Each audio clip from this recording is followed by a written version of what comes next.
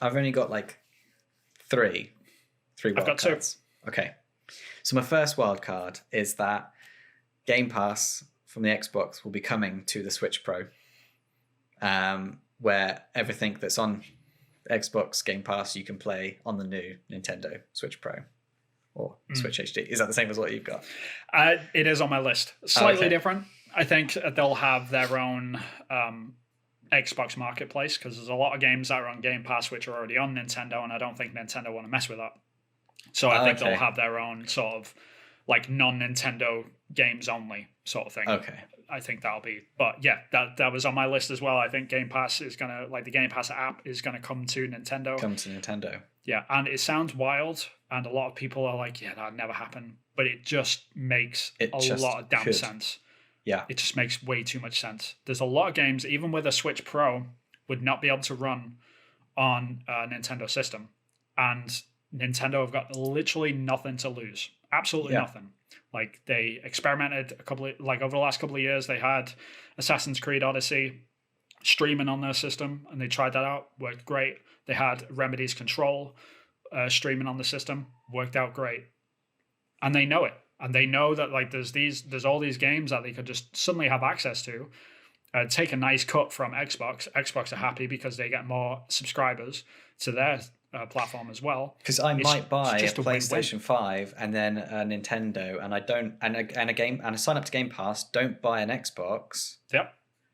And what worst case scenario? I play, I play the new Halo on my TV in 4K up-res, 30 FPS, but I just kind of deal with it. Yeah. That just sounds awesome because Xbox gets money, PlayStation gets money, Nintendo gets money.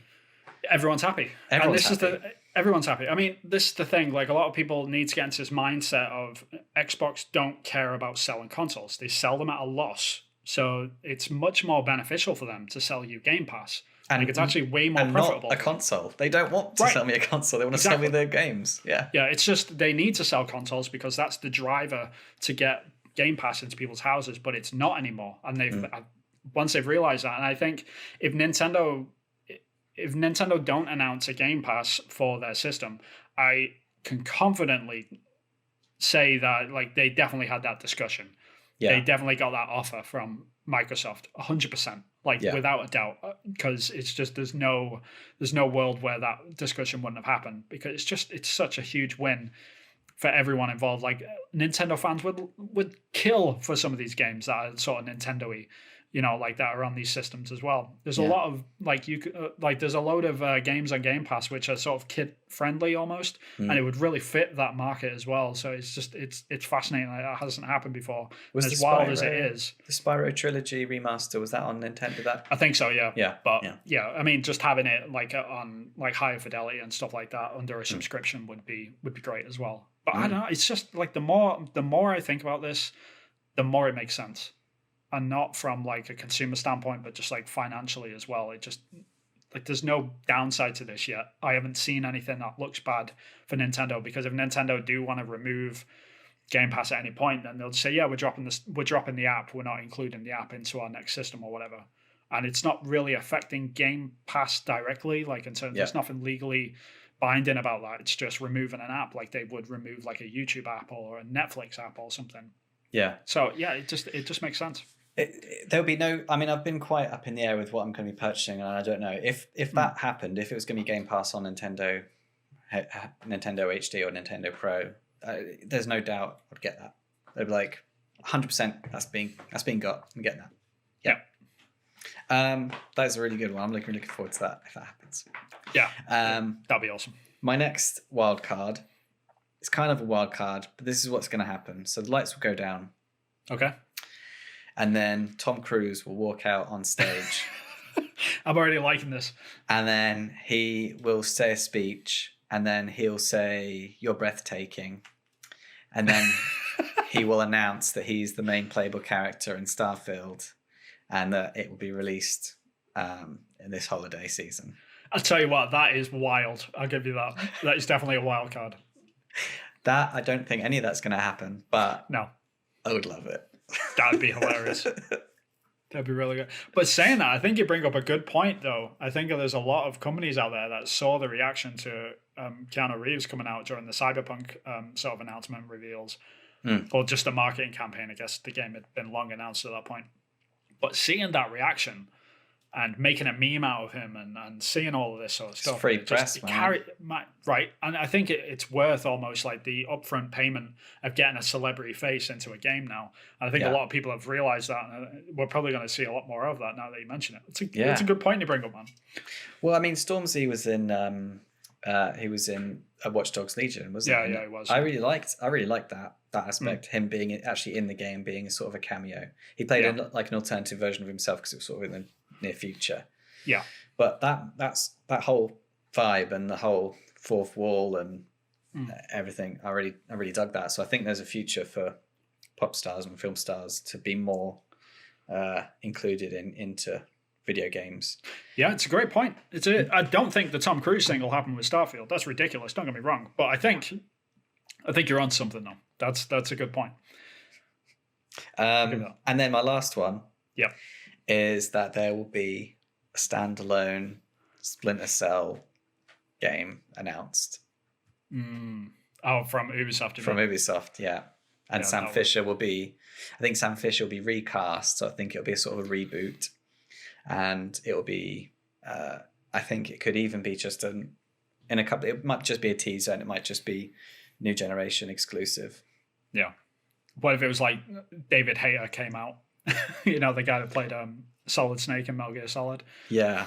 He came out and was like, I'm the new Sam Fisher. Oh, no, that would never. Oh, shit. No, never, ever, no. That would be super Wildcard. It won't be him. It'll be someone younger. They'll want to maybe Tom Cruise, right? It'd be Tom Cruise. He'll be like, I'm in Starfield. Oh, and I'm also this guy Sam from Splinter Cell. So yeah, that's my Wildcard. A lot of people are asking for Splinter Cell right now. That's all I can say. But I have no idea, to be honest. Like I haven't heard anything internally or externally. So it's Ubisoft has a lot of studios, man. Like we could be working on a load of stuff. I have no idea. I think that's great that there are those walls in place to stop, because then you get it's good for me. It's good for me as well because I get to be excited about it, even though I can't talk about it too much. Like there's certain stuff that I've just got no clue about. Like Beyond Good and Evil 2 is not developed in our studio whatsoever, so I don't know anything about that game whatsoever. Except what's been shown. Same thing. Yeah. Right. So we have some like marketing stuff come through our studio for the Division, but other than that, we don't see anything. We have no idea. So it's and I love them games. I think so. I'm all over them. But yeah, like as a fan, like it excites me. But yeah, there's plenty of games out there which I have no clue about. Even though we're the biggest studio in our company, it's not the end all be all. So it's good for me as well. The title of this video now has to be Ubisoft concept artist excited about Splinter Cell reboot. Company's games. Yeah, Splinter Cell reboot. Yeah. Prediction. This saying that, and I'm probably going to get some bricks thrown at me for this. Never really enjoyed the Splinter Cell series. Never really got into it. Same for Far Cry as well. Like I've never really played those games. You didn't have to say but either of those. You could have saved your credibility and not said those. But that's how it goes though. Like you might work for a company, but you don't enjoy all of their games, especially like a company like Ubisoft. Ubisoft is so big. Yeah, it's so big. Games. There's so many IPs that there's got to be somewhere you like meh or like that was not a great game. Like the last. Was it Conspiracy where you played as like a Spec Ops person and Sam Fisher? It was like Conviction. Like, Conviction, like spies versus someone else. I mean, it had some great elements to it, but ultimately it wasn't. I mean, it was a game of its time, I guess. Like the whole like the sort of stealth action adventure games. Like I'm not sure. Like if people went back to play the original Splinter Cell now, would they enjoy it? Game. Yeah, I'm not sure. Point. Like I really don't know. So I think it's sort of like in everyone's nostalgia. Like if they actually got that out and unpacked it and said, okay, here's a new version of that, would it be exciting? Like that's the real question. It got more and more actiony, more and more shooty as the series went on. But I just remember like crawling around in the dark and looking at the light monitor going left and right, and then the person coming into the room, and then you're like, oh, I've got to find a bit more of a shadow, and like crawling into a dark space, and that being like so ahead of its time, and the crisp graphics of light in various shades was totally new. and the whole, there was no such thing as a covert, light-based, sneaky shooty. It didn't exist, so it was just groundbreaking at the time. Yeah, that's right. So yeah, you're right. I'm totally nostalgic for that, and that's my wild card where I think that would get my buzz totally going. And Awesome. If you've been holding out on me and you've been drawing Sam Fisher for the last 5 years, No, I mean I do work for I'm working on a Tom Clancy stuff, so it's very much in the same sort of universe, but it's not. Yeah. I'm not working on Splinter Cell right now. I can't confirm that. oh, okay. Sorry, I apologize. I'm just wrecking dreams right now. Oh, you could have just, I'd have preferred it if you'd have lied to me then, Vin, and just said, well, you'll have to wait and see. Right, at least I would maybe. Okay. Maybe the next game I'm working on is. Yeah, maybe. Okay. Maybe. Leave that dangling there. What's your wild cards then, apart from the? I've only got one left after the. I think Game Pass on Switch is the big one. I think that would be the big sort of showstopper. And I think Nintendo would get to announce that. I don't think that would be at the Xbox conference. I think Nintendo would want all of that glory, and rightfully so. Yeah. So if it does get shown, it'll be at the Nintendo press conference. My only other wild card is along similar lines, and I have been saying this for years, and I'm going to keep saying it until they do it. I think that there is going to be a new app on the Xbox console. That new app is going to be Steam. Ah, yeah. And you can download Steam games natively to your Xbox Series X. The architecture is there. The relationship is there between Microsoft and Valve. I think it could be doable. And if they did it, they would win the console generation and everyone would lose their minds. I think it would allow Steam to finally fulfill their sort of Steam machine sort of vision, which they had a few years ago, which was like these small PCs that you could buy, which were in like a console format. And a load of different companies made them, but they never really took off and never really had any success. But if they could allow Steam natively to be downloaded to the Xbox Series X, I think that would be huge. And I think they could totally do it. So that would be crazy as well. And that fitting into the VR space, they could win the console wars off the back of VR. This is the thing. Yeah. If everyone got VR headsets, they're going to want to play Steam games. Mm-hmm. If they don't have a PC, you can still play PC quality Steam games if you've got an Xbox and a VR headset. That would be, if that was released, I would have to rethink what I would be buying again. Yeah, right. And I think that would be a huge swing, and I think Xbox could really benefit from a move like that, because you're basically you're making a whole like third of the industry, which is the PC gamers, just like look to the right all at once, and they're like, yo, I want that thing now, because like why wouldn't I want a Steam machine on my TV where I can just play on a controller instead of like being sat at my desk all day and things like that? Because there are a lot of people out there that just do not like playing PC games at a desk, because there's people like me, especially during a global pandemic when all you're doing all day is sat at a desk. The last thing you want to do is play video games at a desk. That same desk. I'm totally there. And so I think they've learned that, and the timing is right with all the pandemic stuff. And especially everyone's got parts fatigue where they can't get updated parts for games that are coming out. That if the Xbox becomes available, and from what I've heard, it's more available than the PlayStation, but that's because more people are buying PlayStation than Xbox. But so there's room for Xbox to, sell more boxes. If that could be compatible, if I could turn on my Xbox and then turn on my VR headset and play 120 hertz through my Xbox and not worry about the PC. It's like you just said, like it sort of brings in a whole new platform as well for Xbox, because like right now they've got no initiative into the VR space whatsoever. None. Like they're not planning a headset. They've not talked about one. And if they do announce one, that'd be cool at E3, I guess. But I think it just adds more competition to the market. But if they added Steam support, and it's like, you can plug in your VR headset into an Xbox Series X and play VR games. Wow. Like, why not? Why not be able to plug in an Oculus headset into... Maybe this should be the title of the episode. What's going to be the title of the episode, Vin? There's so many things to choose from. I don't know. It'll be interesting when we split this up into clips, to see what goes well. See what you guys want to listen to most. But wow, that is like, my mind's you've just blown my mind, Vin. Yeah, I think that would be a huge move for Microsoft more than anything, because like when they came out, like I think it was their first E3 after the Xbox One came out and Phil Spencer took over. Like his first big announcement was backwards compatibility, and he just dropped it, and it was just like scrolling like covers going by, and it's like, yeah, we're bringing all these games to the Xbox One, and everyone was like, this is insane. Where the hell did this come from? Yeah, I think this could be that big sort of bombshell to really get people into the Xbox ecosystem, especially Game Pass and things like that. Like you buy Game Pass, you can turn on your Steam account, which has already got 200 games in it from all the freaking sales that you've been buying off over the years. And you can play it just on games, your TV. games. Yeah, be amazing.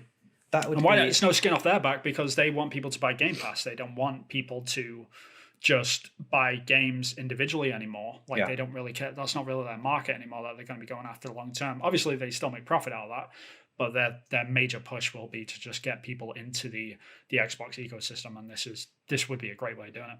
That would be so crazy. And if that all happened at the same time with Nintendo releasing a thing, this is like the beginning of like when Xbox came out. This is like huge monumental seismic shift. And Xbox need that momentum. And I think they're not scared. I think they're prepared to do this sort of stuff. You know, I think they're just calling people up like, yo, can we do this? Can we buy? We want to you? do this. Yeah. How much? How much? This is the best thing about it. Like you just said, like they don't have to buy anyone for this stuff though, because it's very much partnership stuff. It's like you win out of this as well. Like more people will buy Steam games and they'll just be using our console to do it. So we're gaining users onto our platform that can finally get introduced to Game Pass. So it's good for us because they've got no way of tapping into the Steam users at the moment. Yeah. Like they just can't penetrate them. Sorry for the word, but they can't like get into that sort of ecosystem. Not without permission.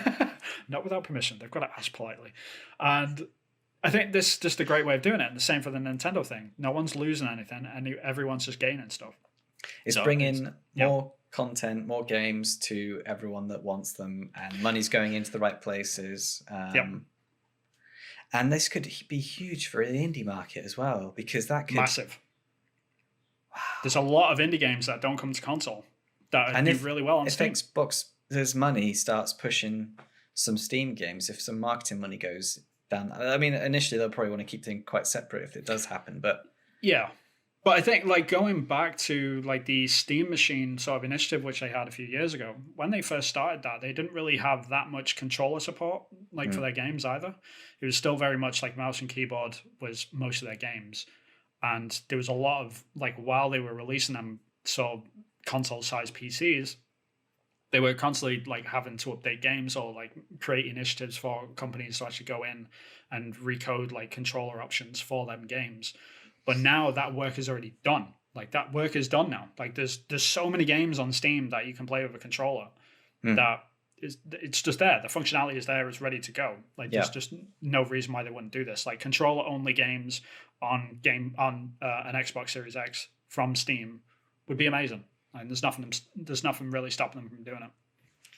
That is blowing my mind. I'm so looking forward to that if that happens. That'd be great. It's a wild card. It's a wild card. Crazy.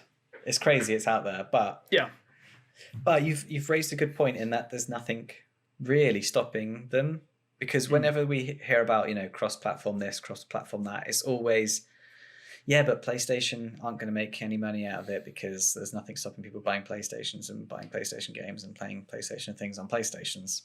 Yeah, but this way it's kind of win-win. Yeah, I don't think they would just open the whole Steam market place up to Xbox users, because obviously there's PlayStation games on there, and there's other like there's other games which probably shouldn't belong on an Xbox console for exclusivity reasons or whatever, and vice versa. Keyboard and mouse games aren't going to work. Stuff like that, Like so, I think there would be it'll be slim amount. Yeah, I mean, when you look at a Steam game right now, it'll say, is it controller compatible? Is it mouse and keyboard? Does it like do your system specs? They'll just add another one which will say Series X compatible, and that'll be it. And if it is, then it shows up on the marketplace. If it doesn't, and if it doesn't, it won't. So it's that simple. So I think if that happens cool. with the Game Pass coming onto the Nintendo, I would happily lose my mind. I don't know what I would do. That would just be crazy. But you would buy an Xbox Series X. That's what you would do. I would buy an Xbox Series X, and I would buy the thingy, and I'd buy the Nintendo HD, and then I would have to buy a PlayStation for Horizon. Forbidden West, so I would buy everything. I mean, I probably would buy anything anyway, but eventually, yeah. Eventually, it's just order. when and how it's going to happen. Yeah, that's fair. Yeah. Well, that's great. I'm on a buzz now. I think that wraps it up pretty nicely, actually. Yeah. It's been a tough week this weekend, but that has put me in the right mood. I'm really looking forward to next month now.